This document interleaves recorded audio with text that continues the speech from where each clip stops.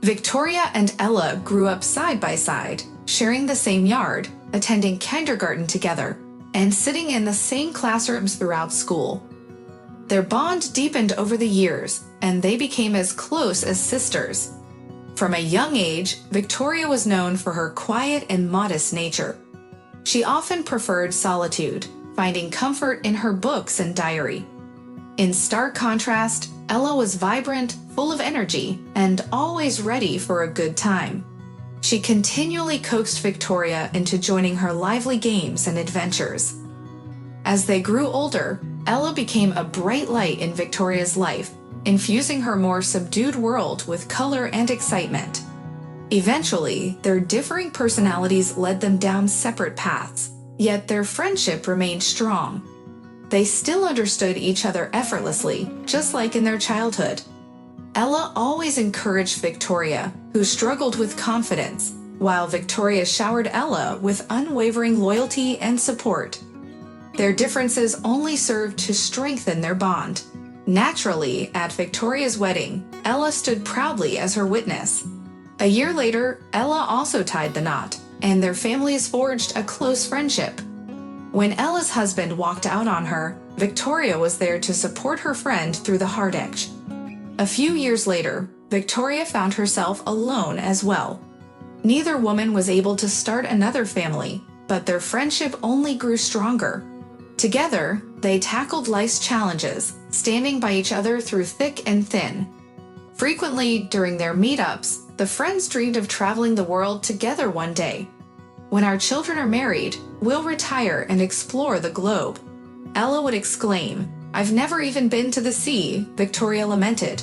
"I was always too busy with work or my son's education.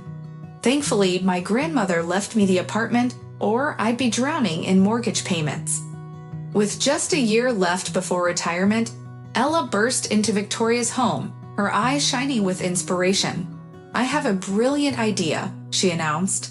She proposed they sell their apartments and buy a house in a coastal town. "Just think.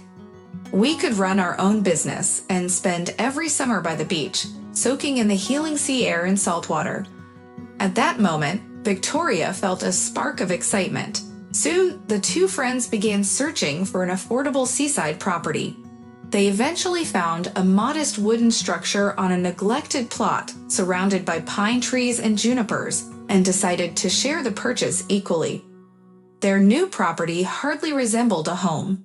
It was a plain wooden building set within a wild overgrown area, enclosed by a low wooden fence.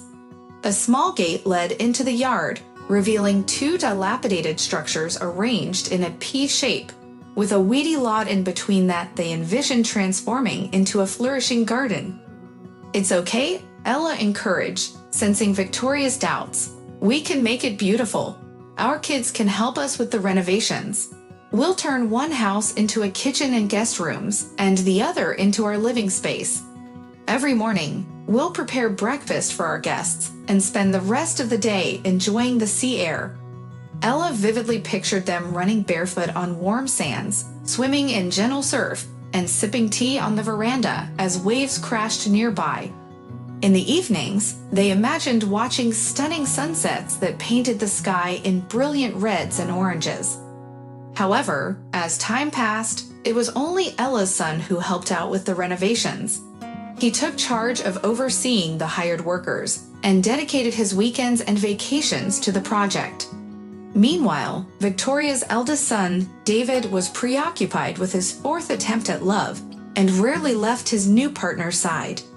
Victoria's youngest daughter was busy with her own children, and her husband showed little interest in helping. 3 years later, their vision began to materialize.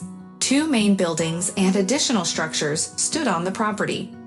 Victoria and Ella had worked tirelessly, often only getting 5 hours of sleep each night to improve the living spaces. They spent countless hours choosing wallpaper, buying furniture and appliances, sewing curtains, and tending to vegetable and flower beds. Of course, finances were tight. They needed to borrow money from the bank, but they confidently planned to cover their debts through the income generated from renting the rooms to vacationers, with a goal of repaying the loan within 2 years.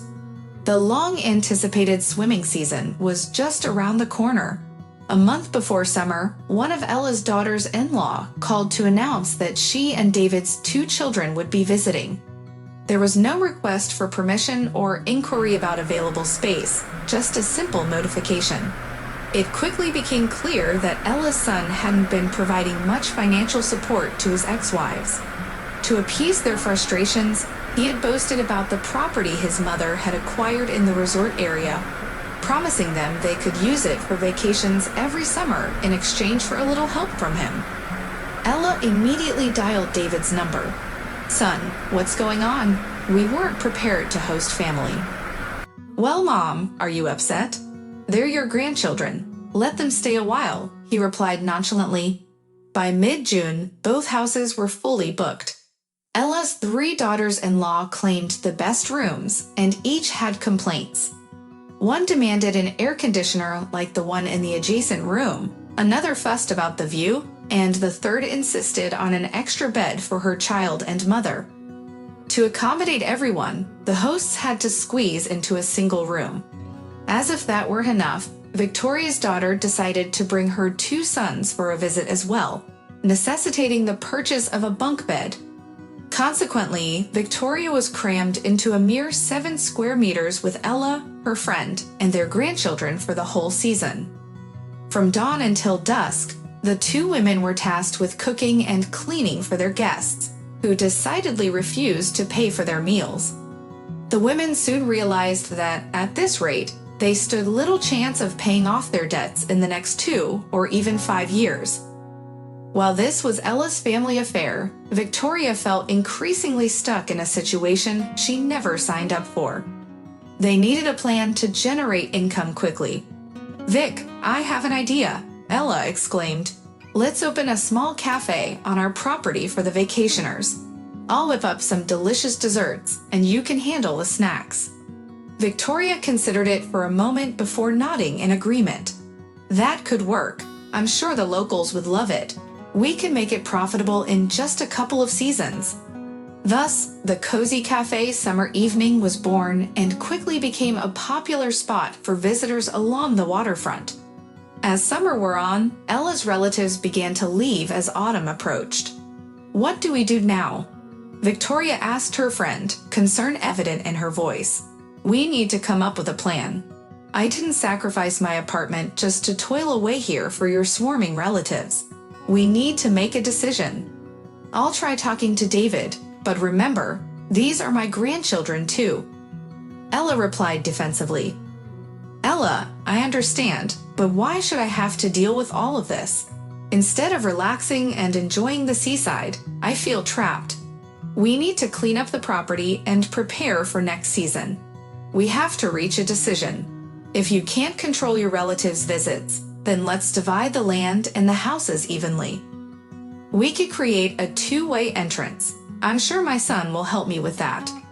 But we're best friends. I can't believe I forgot that it was my idea to sell the apartments and move here by the sea. You came up with an amazing plan, but it hasn't worked out quite the way we imagined," Victoria sighed, sharing her resolve to split the property in 2. Ella tried to convince her otherwise, but her pleas went unheard. "Vicky, think about it. We've dreamed of being close all our lives," Ella urged, her eyes shining with nostalgia. "We have, Ella. But I imagined a peaceful vacation by the sea, not cooking for a crowd and cleaning up after them from dawn to dusk," Victoria replied, feeling a mix of frustration and longing. Ella sighed deeply, recognizing that her friend was right. Guilt washed over her for the situation they found themselves in. A month later, with Victoria's son's assistance, they divided the property, creating a separate entrance for Victoria's side. Now, each had her own little house, complete with a vegetable and flower garden. They could spend time together whenever they wanted, while still enjoying their own privacy. When Ella's relatives visited the following year, they were astounded by the changes. "Mom, where will I stay?" David inquired, looking confused. "In my little house, of course. Victoria has her own space now," Ella stated firmly. The relatives grumbled. complaining that Victoria had deprived them of their comfort. But Victoria stood her ground, declaring that she would only welcome guests whose arrival she personally approved. Over time, everyone adjusted to the new arrangement. Victoria and Ella rekindled their warm friendship, each valuing their personal space. They would sit for hours on the veranda, sipping tea or stroll along the beach, taking in the breathtaking sunsets. Ultimately, their cherished dream of vacationing together by the sea came true, albeit in a different form than they had envisioned. "Vicky, can I have a minute?" Ella called timidly to her friend. Victoria stepped outside. "What's on your mind, Ella? Promise you won't be upset if I ask something." Ella hesitated. "Oh, come on, we're friends. What's bothering you?" Ella glanced down, a bit embarrassed. "I was thinking, maybe we should revert things back to how they were. I don't want to lose our friendship over my relatives. What do you say about building the fence back?" Victoria smiled warmly, placing a hand on Ella's shoulder. "I completely understand. I miss those days we spent together from morning till night, but you know how much I value my solitude. I need personal space to read and reflect, and that won't happen with your relatives around." Ella sighed heavily. "Oh, I know exactly what you mean. These relatives are exhausting. All right, we'll stick with the arrangement, but we can always enjoy tea together whenever we want." She enveloped Victoria in a hug. "Thank you for being there for me. You're my only true friend. And you for me, Ella, together for life, just like we dreamed." Though separated by a small fence, their hearts remained intertwined. The next year, Ella attempted to warn her relatives in advance about the limited accommodations available. Yet, as expected, David still arrived with 2 ex-wives, each accompanied by children. "Mom, what else could I do? They threatened to make my life miserable for an entire month if I didn't bring them to the seaside," David said, looking exasperated. Ella shook her head in defeat. With no other option, she set out to arrange sleeping spaces for this growing crowd, relegating herself to the sofa in the living room. That evening, she found herself at Victoria's, venting her frustrations. "Don't laugh, but I'm stuck in this gypsy camp again, like last year. What am I going to do? At least we could unwind with a bottle of wine." Victoria sprang into action. "Oh, I just happen to have some excellent Georgian wine." The friends settled on the veranda, watching the sunset while swapping stories and discussing their daily lives. They laughed about neighbors and dreamed of traveling the world together. The following morning, Ella awoke with a slight hangover. The living room was already alive with noise as David's children pounded on her bedroom door. "Granny, we're hungry. There's nothing to eat." Ella groaned, burying her head in a pillow. What a nightmare. This wasn't rest at all. She slowly pushed herself up from the sofa and shuffled to the kitchen to heat some dumplings left over from the previous night's dinner. As the days rolled by, Ella found herself in a constant daze, cooking 3 meals a day, cleaning up after her boisterous relatives, and tackling piles of laundry. She could scarcely find a moment to sit down for tea with Victoria. Finally, the long-awaited day of departure arrived. Ella sank into a chair with a sigh of relief and called out, "Vic, I have a reason to celebrate. How about I whip up some of my signature pies for us?" Victoria's face immediately lit up. "Let's set up a sweet table right on the veranda." The friends enthusiastically arranged an extravagant spread, chatting late into the night about the challenges of the past season. After the guests had departed, Victoria and Ella could finally indulge in some well-deserved relaxation. One day, Ella proposed a getaway to Turkey for a couple of weeks before the next season began. "Tonka, let's go abroad and unwind. I've dreamed of this trip for so long. We deserve it, don't you think?" Victoria contemplated for a moment, but then nodded decisively. "Absolutely, it's about time. We've finally saved up and can enjoy some downtime."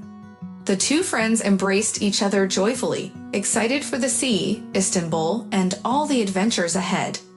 Upon arriving in Turkey, a surprise awaited them. Due to a double booking, they were placed in different hotels on opposite sides of the city.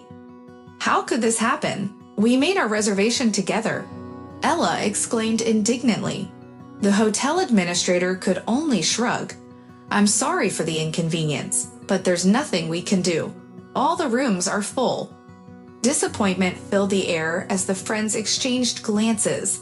They had come to vacation together, but misfortune had struck. Well, we'll stay in touch by phone, Ella sighed. At least that's some comfort. They said their goodbyes and headed to their separate hotels. That first evening, Victoria felt bored and lonely in her room. Ella, on the other hand, quickly made friends with some Russian tourists at her hotel and joined them for a night out exploring the city. The next morning, Ella sent Victoria a photo from the party, teasing, "So, are you moving in with me? We're having way more fun over here." Victoria smiled sadly. It seemed that they would once again be sharing experiences, this time alternating between solitude and excitement. Still, she was glad that Ella was enjoying herself, even if they were apart. The following day, Victoria decided to move to Ella's hotel, figuring it would be better to squeeze into one room and be together. As they settled in at the beach, enjoying the warm sea breeze, a man in his 40s approached them. "Hello, beauties," he greeted in Russian. "My name is Emir. I'm a local poet. Would you like to hear some of my poems?" The women readily agreed, and he began to read his inspired verses. "This is simply magnificent," Victoria exclaimed. "Could you tell us a bit about yourself? Do you live here, or are you on vacation?" And thus began a lively conversation. Emir shared that he was born in the village, graduated from a literary institute in Istanbul, and worked for a local newspaper while writing poems inspired by his homeland. He was particularly taken with Ella, even composing a madrigal in her honor. Over the next few evenings, Emir visited the friends, showering Ella with compliments and attention. One morning, the girlfriends woke to a commotion in the hallway. The poet, in a burst of inspiration, had attempted to serenade his beloved, but mistakenly entered the wrong room, waking an elderly English couple instead. As they strolled along the embankment, they spotted Emir surrounded by a group of giggling girls. He was animatedly telling a story, gesturing wildly while they laughed and leaned in eagerly. "What a ladies' man," Victoria scoffed. "Ella, just look. If this dandy is charming you, he's clearly charming everyone else too. Don't fall for his tricks." Indeed, Emir spent the evening flirting with a whole crowd of tourists while still attempting to win Ella's affection. "No way, I'm not just another name on his list. Let him entertain those naive tourists. I just want him to leave me alone," Ella replied firmly. On one of the final days of their vacation, as the friends basked in the sun by the sea, Emir approached them, striking a dramatic pose. "Oh, beautiful Ella, why are you avoiding me? My heart aches without your smile." Victoria couldn't help but snicker at the scene playing out before her. "Forgive me, Emir," Ella responded with a serious tone. "I'm flattered by your attention, but I'm afraid our personalities are simply incompatible. You're too frivolous and carefree for me. I need a partner I can trust completely. I hope you find someone who shares your interests. Good luck." The upset poet walked away, and the girlfriends laughed with relief and drank a cocktail, clinking their glasses. Victoria and Ella felt that after this funny adventure, their relationship only became stronger. And it should always be like this. True friends are more valuable than any fleeting infatuations.